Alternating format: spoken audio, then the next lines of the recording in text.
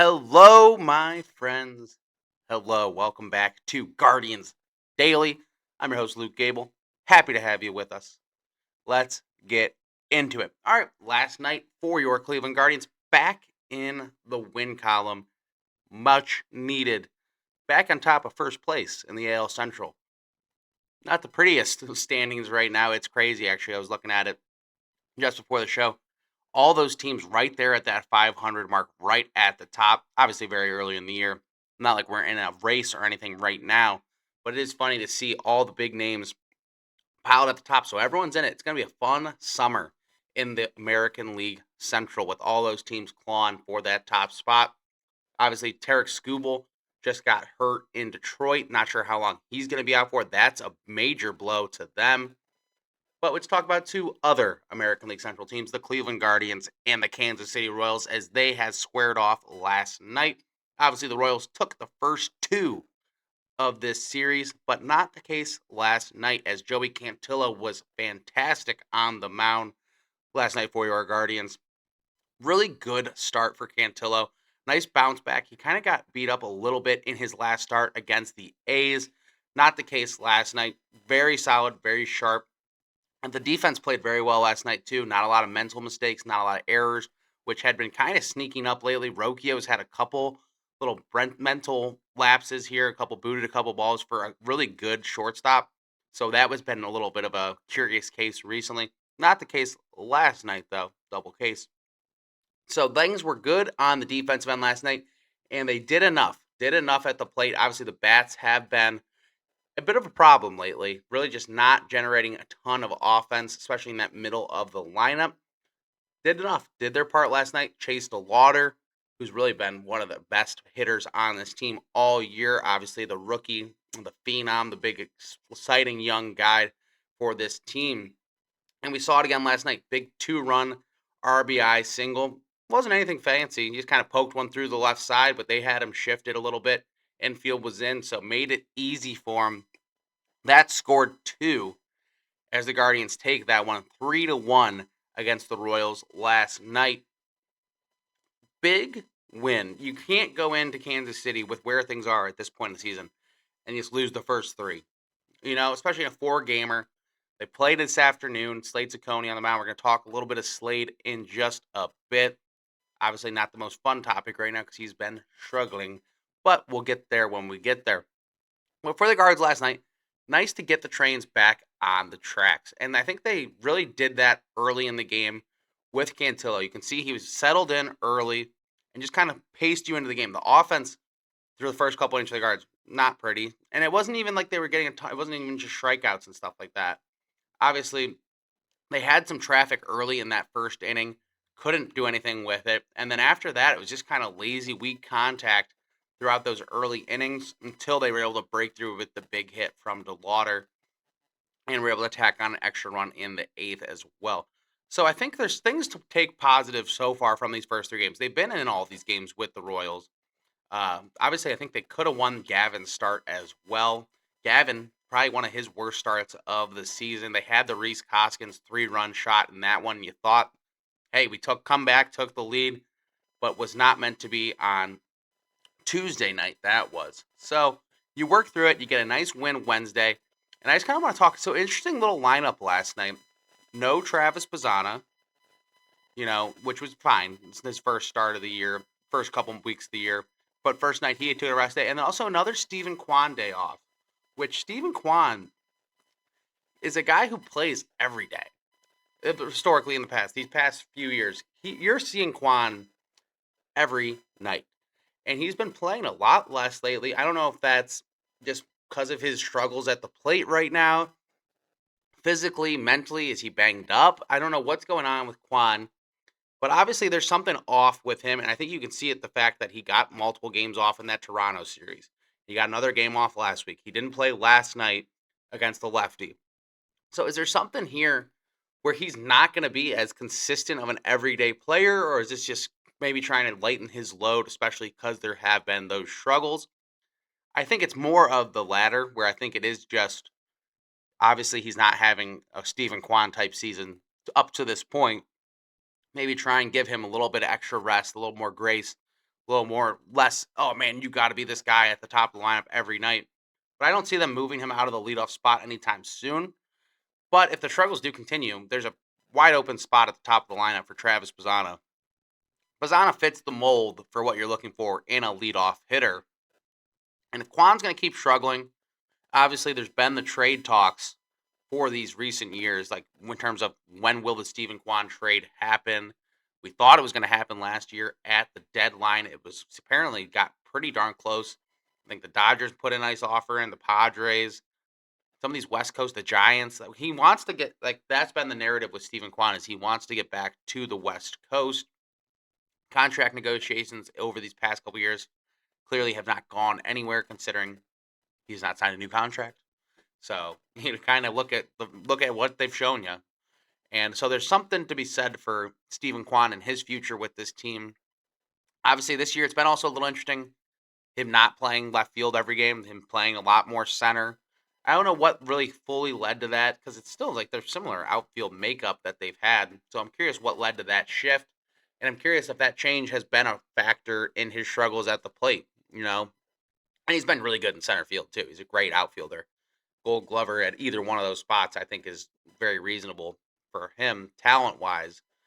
But maybe that shift has affected him a little bit at the plate. Maybe that's part of his struggles.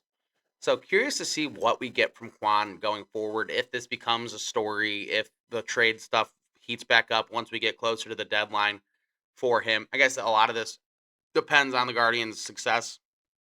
If we're leading the division, it seems hard to trade away Steven Kwan, doesn't it?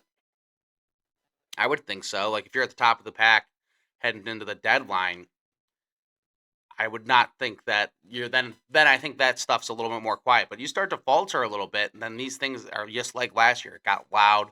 I mean, trade deadline day, obviously, that was a weird time for this team in general last year because of this Emmanuel Clase and Luis Ortiz gambling fiasco.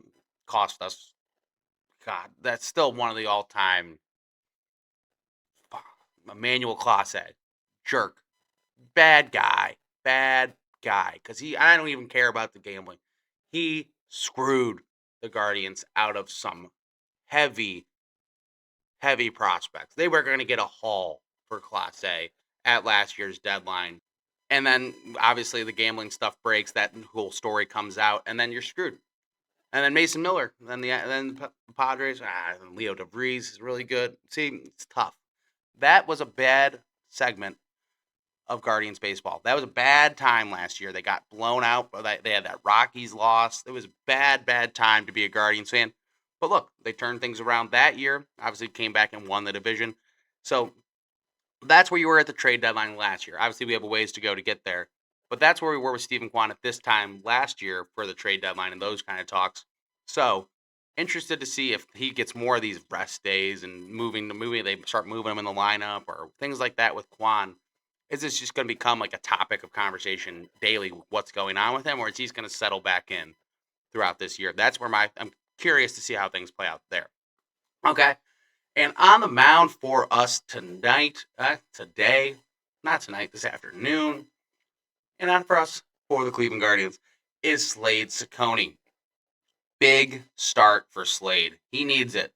He needs to go out there and look sharp. And also, I think Stephen Vogt's got to be a little bit smarter with Cecconi. You've seen the struggles.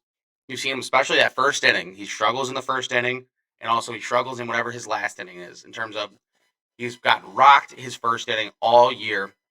And then he kind of settles in 2, 3, 4 innings. Like those innings, his numbers are actually pretty solid, especially compared to his ERA when he's over above 6. One of the worst amongst qualified pitchers in the MLB. So you look at that, you try and get through the first, but also, if you get 5 innings out of this guy and you're in the game, I don't care what his pitch count is, get him out. He's been doing this with Slade. It's happened with Vogt multiple times, and I love Vogt. He just leaves him out there to dry. Like, he's had multiple starts. Obviously, his first start of the year in Seattle, bullpen was beat up. I got that. They left him out there an extra 2 innings longer than they ever should have. He got rocked through both of them, ends up getting up like 7 or 8 runs. And that mentally affects you as a pitcher. When you don't have it, and you're out, you still got to be out there and still got to perform. It could lead to, I mean, like that's how you end up getting these numbers so inflated. Your confidence goes down when you look at the stat sheet and you say, "Oh, my ERA is 6.82." It's like, well, this is I'm clearly doing something wrong. So get him through, and I mean, it's on Slade, obviously, but don't overextend him. Get him if he gets through 4 innings right here tonight, today, this afternoon, 2:10 first pitch, Eastern time, Kansas City. If he gets through that, get him the hell out of the game and move him on to his next start. Because you're at a point with him where another bad start and these things just get louder and louder in terms of the lack of confidence from the fan base in himself. Like things like this just keep snowballing. You need one good start to get back on track. And we saw it last year with him. He didn't get off to a great start coming over from Arizona. But when he did get on a roll, he was one of the best pitchers in this rotation. So you know he has the stuff. I like the makeup of Slade Cecconi. I like his look on the mound. I like his delivery. But has not been good this year. I can't argue that. I got on the first couple episodes of this show. Was talking about how I think he's going to be the guy who runs away with this, sneaks into this rotation as like the guy, and you're like, man, Slade looks great. I was wrong. I was very, very wrong so far. But doesn't mean I'm wrong for good. Starts today, 2:10 first pitch against the Royals. Just get through. If he gives me 5 innings, less than 3 runs, get him out of the game. Keep him moving. Let's see him in 5 days. All you're looking for with Slade. So, what going forward is one good start. One good start at a time for Slade Cecconi. Then get back on track and get him out of the game quickly. Don't let him hang. Hey, no matter how good he looks, don't let it overextend and then you just get rocked like has happened to him a couple times this year. So Thursday afternoon, as we said, 2:10 first pitch for your Cleveland Guardians today. Gonna be tough. Gonna be tough. Obviously, Slade, this is a tough matchup for him in general. It is a lineup where their best hitters do come from the right-handed side of the plate. Obviously, Witt, Salvador Perez, obviously Vinny Pasquino, the lefty, but he's got a chance. He lines up okay with this Royals lineup, so he's got that going for him. So we'll see there. And I think we need a little juice in this lineup. We need a home run. And who better for the Cleveland Guardians to hit home run today than Daniel Schneemann? Daniel Schneemann, home run this afternoon. Looking forward to seeing him hit one out of the park. He's due. Not really that due, actually. He's actually been playing pretty darn good baseball and hitting them all over the place. But I think that's the guy hitting one out. And if he's not in the lineup, since the lineup's not out, when I'm making this, let's go Angel Martinez. So one of those two. So Angel Martinez home run against the Royals if Schneemann's not in the lineup. Or even if Schneemann is in the lineup, I'm counting it. I will take either. Who cares? I'm making the rules. So we'll see how that goes. And then tomorrow for Friday's episode, we're going to get into the weekend series, staying in the division against the Minnesota Twins. Appreciate you tuning in to Guardians Daily.